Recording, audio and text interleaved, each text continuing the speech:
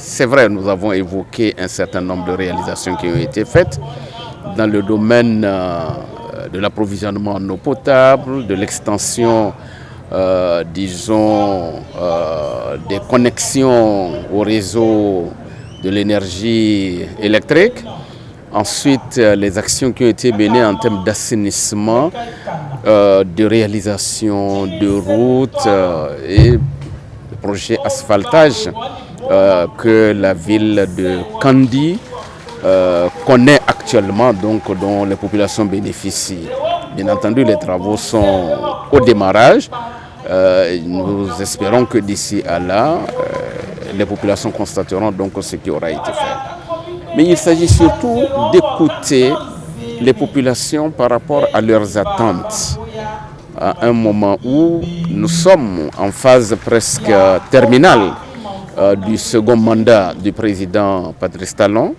Dans 18 mois, le mandat aura pris fin et donc faire un point des promesses qui ont été faites, faire un point des réalisations déjà exécutées et savoir ce qui reste à faire de la voix des populations directement et nous, ce qui relève éventuellement de la partition des députés, nous verrons ce que nous pourrons faire, mais l'essentiel relève bien entendu de l'action gouvernementale.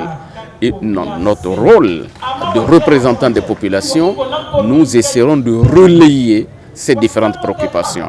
Et ça, les préoccupations exprimées jusque-là, oui, c'est en termes d'extension du système sanitaire, l'amélioration des plateaux techniques pour la prise en charge d'un certain nombre de pathologies, c'est aussi l'effectivité de l'approvisionnement en eau potable pour le plus grand nombre de nos compatriotes qui vivent surtout en milieu rural, c'est aussi le besoin d'extension du réseau électrique.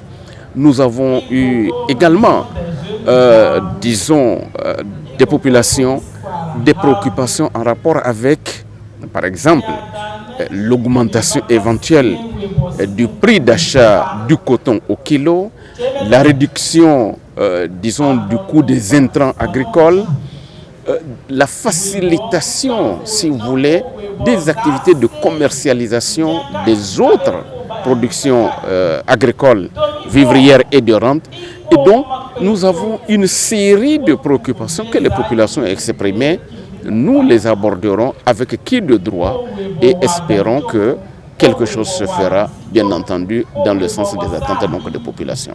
Voilà ce que nous sommes venus faire, voilà ce que nous avons écouté, voilà ce que nous avons dit et voilà ce qui constitue nous aussi notre espoir et donc pour que notre pays se développe de façon équilibrée et que les régions ne soient pas plus développées que d'autres et que des régions ne soient pas oubliées et oubliées trop souvent.